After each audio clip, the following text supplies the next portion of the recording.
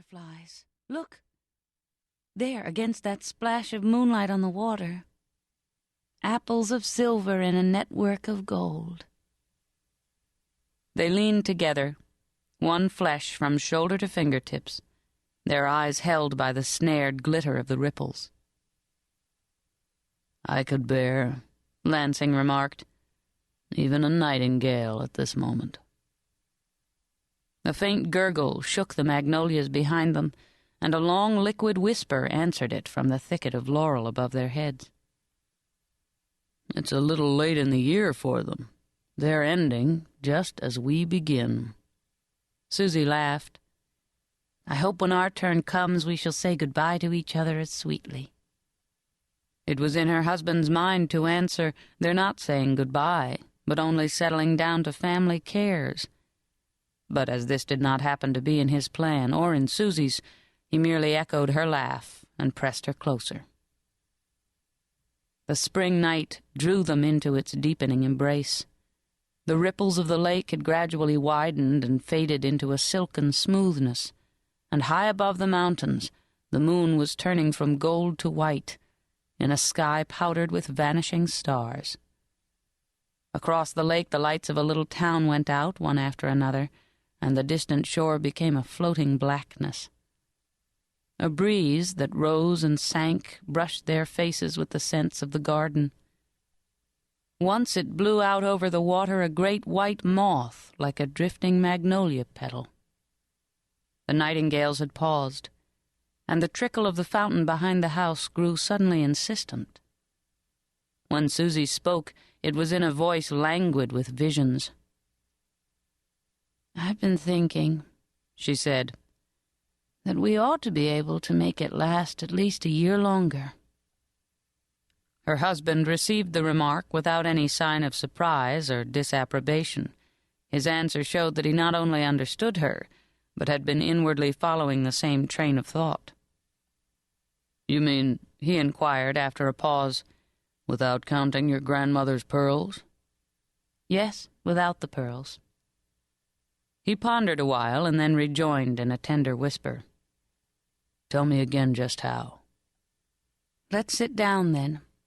No, I like the cushions best." He stretched himself in a long willow chair, and she curled up on a heap of boat cushions and leaned her head against his knee. Just above her, when she lifted her lids, she saw bits of moon-flooded sky, encrusted like silver in a sharp black patterning of plane boughs. All about them breathed of peace and beauty and stability, and her happiness was so acute that it was almost a relief to remember the stormy background of bills and borrowing against which its frail structure had been reared. "People with a balance can't be as happy as all this," Susy mused, letting the moonlight filter through her lazy lashes. People with a balance had always been Susy Branch's bugbear. They were still, and more dangerously, to be Susy Lansing's. She detested them doubly as the natural enemies of mankind, and as the people one always had to put oneself out for. The greater part of her life had been passed among them. She knew nearly all that there was to know about them, and judged them with the contemptuous lucidity of nearly 20 years of dependence. But at the present moment her animosity was diminished not only by the softening effect of love, but by the fact that she had got out of those very people more, yes, ever so much more, than she and Nick, in their hours of most reckless planning, had ever dared to hope for. "After all, we owe them this," she mused. Her husband, lost in the drowsy beatitude of the hour, had not repeated his question, but she was still on the trail of the thought he had started. A year! Yes, she was sure now that with a little management they could have a whole year of it. It was their marriage, their being together, and away from bores and bothers, in a comradeship of which both of them had long ago guessed the immediate pleasure, but she at least had never imagined the deeper harmony. It was at one of their earliest meetings, at one of the heterogeneous dinners that the Fred Gillows tried to think literary, that the young man who chanced to sit next to her, and of whom it was vaguely rumored that he had written, had presented himself to her imagination as the sort of luxury to which Susy Branch, heiress, might conceivably have treated herself as a crowning folly. Susy Branch, pauper, was fond of picturing how this fancied double would employ her millions. It was one of her chief grievances against her rich friends that they disposed of theirs so unimaginatively. "I'd rather have a husband like that than a steam yacht," she had thought at the end of her talk with the young man who had written, and as to whom it had at once been clear to her that nothing his pen had produced or might hereafter set down would put him in a position to offer his wife anything more costly than a rowboat. His wife, as if he could ever have one, for he's not the kind to marry for a yacht either. In spite of her past, Susy had preserved enough inner independence to detect the latent signs of it in others, and also to ascribe it impulsively to those of the opposite sex who happened to interest her. She had a natural contempt for people who gloried in what they need only have endured. She herself meant eventually to marry, because one couldn't forever hang on to rich people. But she was going to wait till she found someone who combined the maximum of wealth with at least a minimum of companionableness. She had at once perceived young Lansing's case to be exactly the opposite.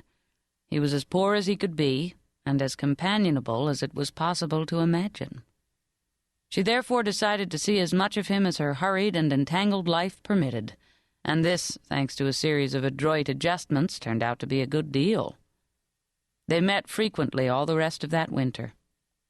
So frequently that Mrs. Fred Gillow one day abruptly and sharply gave Susy to understand that she was making herself ridiculous. "Ah," said Susy with a long breath, looking her friend and patroness straight in the painted eyes. "Yes," cried Ursula Gillow in a sob. "Before you interfered, Nick liked me awfully. And of course I don't want to reproach you. But when I think—" Susy made no answer. How could she, when she thought? The dress she had on had been given her by Ursula. Ursula's motor had carried her to the feast from which they were both returning. She counted on spending the following August with the Gillows at Newport, and the only alternative was to go to California with the Blockheimers, whom she had hitherto refused even to dine with. "Of course what you fancy is perfect nonsense, Ursula. And as to my interfering—" Susy hesitated, and then murmured, "But if it will make you any happier, I'll arrange to see him less often." She sounded the lowest depths of subservience in returning Ursula's tearful kiss. Susy Branch had a masculine respect for her word, and the next day she put on her most becoming hat and sought out young Mr. Lansing in his lodgings. She was determined to keep her promise to Ursula, but she meant to look her best when she did it. She knew at what time the young man was likely to be found, for he was doing a dreary job on a popular encyclopedia, V to X, and had told her what hours were dedicated to the hateful task.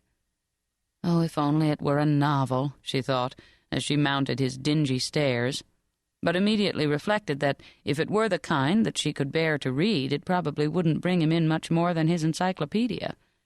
Miss Branch had her standards in literature. The apartment to which Mr. Lansing admitted her was a good deal cleaner, but hardly less dingy than his staircase.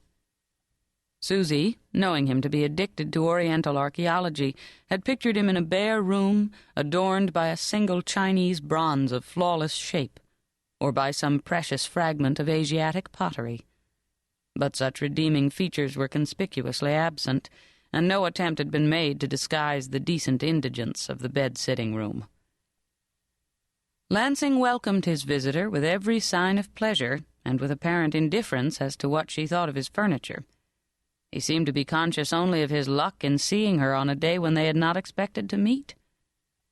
This made Susy all the sorrier to execute her promise, and the gladder that she had put on her prettiest hat, and for a moment or two she looked at him in silence from under its conniving brim.